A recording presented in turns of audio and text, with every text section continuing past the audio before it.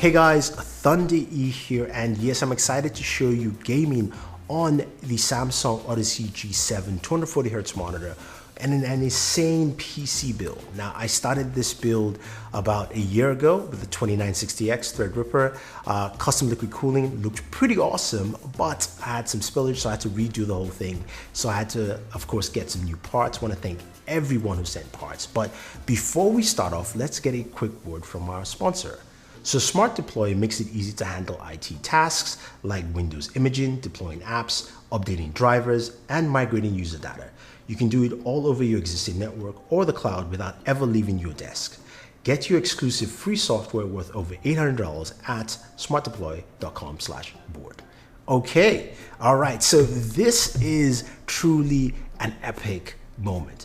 We've got a monitor that does 240 Hz at a 1440p. Now we've got others that do it at 1080 and that's cool, but this is a higher resolution, and Samsung's G7 is little brother to the G9. Now G9 is that ultra wide, and this is a 27 or 32 inch monitor with some crazy interesting specs. You've got 1,000 hour curve radius, which truly helps. Trust me, when you game, you're gonna see this thing. It truly does that. 240 Hz in terms of refresh rate, supports G-Sync and AMD FreeSync Premium, and you've got some great features. But before we get into that, let me talk about the build for a second. What powers this? Because you're gonna need a lot of performance to actually get to 240 Hz. So this build, first of all, is crowned within all NZXT casing and parts, and I love what they've done, especially with the parts I use. So my power supply is a C850 because I'm going, of course, with a Threadripper. It's gonna, of course, take some more power, and my case is the H710i. It's a big case. This actually supports E-ATX motherboard, which I'm using in here, but I like this case because it's got 3 fans and it's got enough room, and it looks really nice when everything is done entirely. Now the last piece, of course, is the NZXT, the Kraken Z73. This is an awesome all-in-one cooler, and this thing is amazing because it's got a 2.3 inch LED display, which not only can you change colors, which is cool, it's the fact you can put so many GIFs on there. So I've got, like, of course, Naruto and Sasuke versus Momoshiki. I've got Superman there, I've got Batman, I've got different animated GIFs, and it looks really cool when someone's looking at that. So I love that case. Now, the heart of course, this build is the motherboard. I'm using the Asus ROG Zenith 2 Extreme Alpha. Yes, that's the whole word. This is an awesome board. I mean, first off, it's got an LED indicator that shows you your temperatures on the board, so you can actually see that while just looking at your case, which is actually pretty cool.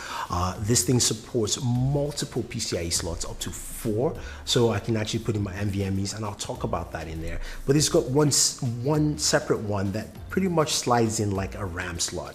I like it because it makes it easier to swap out RAM, upgrade. You don't have to take out your board, you can just take out that slot and do it, put it in there, and also supports up to 256 gigabytes of RAM. So yeah, if I want to expand, I can get as much RAM as I want to on this board. So cool, great cooling. Also has an ESS Saber DAC for great audio, Wi-Fi 6 built in as well, Bluetooth. So you name it, this thing is ready to go for performance. Now, of course, in terms of RAM, I'm going with Corsair's Vengeance Pro RGB RAM, which looks great, and not just because, of course, the RGB colors, but is what you can do with the software. And software comes into play a lot right here. So the Corsair software allows me to go in and, of course, change my RAM lighting, change my RAM timing, and also supports me changing colors on my motherboard as well. So I like that there, and it's easy for me to actually do. As well as also my NZXT software can allow me to just monitor my whole system, which also allows me to monitor the temperatures of my cooling fan, and I can do some overclocking in there, check out my GPU temperature and how quiet the case is, 56 decibels. Yeah, that's actually pretty cool. So that's actually cool there. Now, powering this, of course, is the Threadripper 3960X, which is a 24-core processor. This thing is an insane processor as well. One thing I liked about it, of course, is when I ran my Cinebench R20 test, it just blew through, and it only came behind the Xenon processor, I believe it's 8168, which is a 48-core processor. So twice its core size, and the distance was not that much. So This is awesome. This is like, I mean, this build just really just made me just giggle, because of course I can now run this on that 240 hertz monitor from Samsung. Now, rounding it up, of course, we have our storage. This is the FireCutter 520, and the FireCutter 520 is a PCIe 4.0 NVMe, which supports speeds up to 5,000 megabits per second. Pretty much as fast as the PlayStation Drive is what Sony has talked about. So it's exciting to see that in here, and I am excited to actually use this, especially for a game like Call of Duty, which takes up 200 gigabytes of storage. So they offer it in 2 terabytes, which is absolutely fantastic. And of course, my graphics card is the ROG Strix 2080 Ti. This thing's a beast, man. Plus, you can customize the fan speeds, cool it down so your temperatures run cool. Now, let's go to what you're waiting for, gaming. How about gaming performance, and what are we getting gaming on this monitor? As I said, 240 hertz on the monitor, 1,000 hour curve radius, 1 millisecond response time.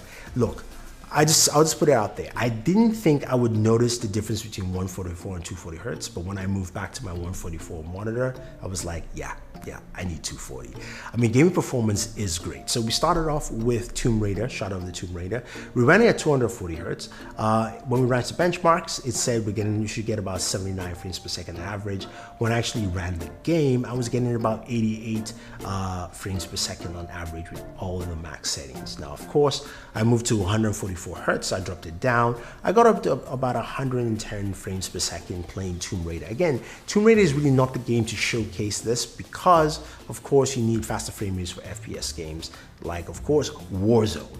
And I put on some Warzone, and as you know, this game just is kind of bloated, but I really like the performance here.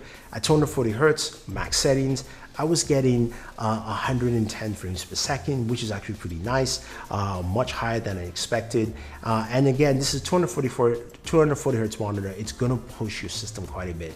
And when I dropped it down to 1080p, I was able to get up to 135 frames per second. So that's just something to take note with this. But the performance was really great, just moving left and right. That feel, it just felt so good. But a game that really took advantage of this was Doom Eternal. And playing Doom Eternal, max settings, 240 hertz, I was getting about 230 to 240 frames per second. You could see how smooth it was. Doom takes advantage of this well, and it was great to see the monitor in action. Now, not forgetting, this monitor is also a HDR monitor, HDR 600. It's a pretty bright monitor. The RGB color spectrum is also really good on this monitor. It looks nice. I also like the controls as well. Easy to navigate through. You've got 2 display ports, 1 HDMI. You also have a USB port at the back. Plus, the monitor has that cool lighting that just adds some more, to the whole mystique while you're gaming there. And when you play games on this, trust me, it just feels fast and fluid. It is an insane monitor. Now, the monitor has 2 sizes. This is 27 inch and there's a 32 inch. This is a 32 inch is what I have here. The 27 inch is priced at $699, the 32 $799, and it's definitely worth it. I know it's a bit pricey for a monitor that size, but the 240 hertz performance is truly amazing on this monitor. And I think a lot of people are going to like it. Whatever game you're playing, you're definitely going to enjoy.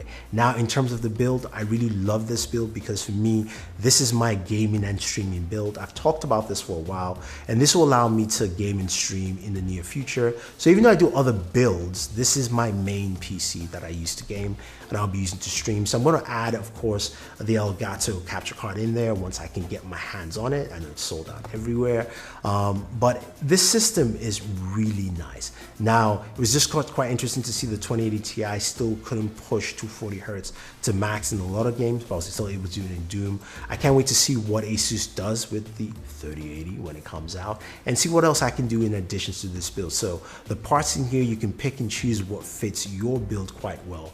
But if you want a monitor, this is probably the monitor to go ahead and pick up. It is super insane, performance is great, and I mean, I was just truly impressed with how solid this monitor was. So I can't wait to check out the G9 and also use the system to run on there. So if you guys have any questions or any comments, let us know. Definitely check out our sponsor, Also, if you want to pick up the monitor or any of the parts, you find the links down below. I also have a PC part picker for you guys so you can see the whole build all the way through. This is Thunder E saying thank you very much and always enjoy your entertainment.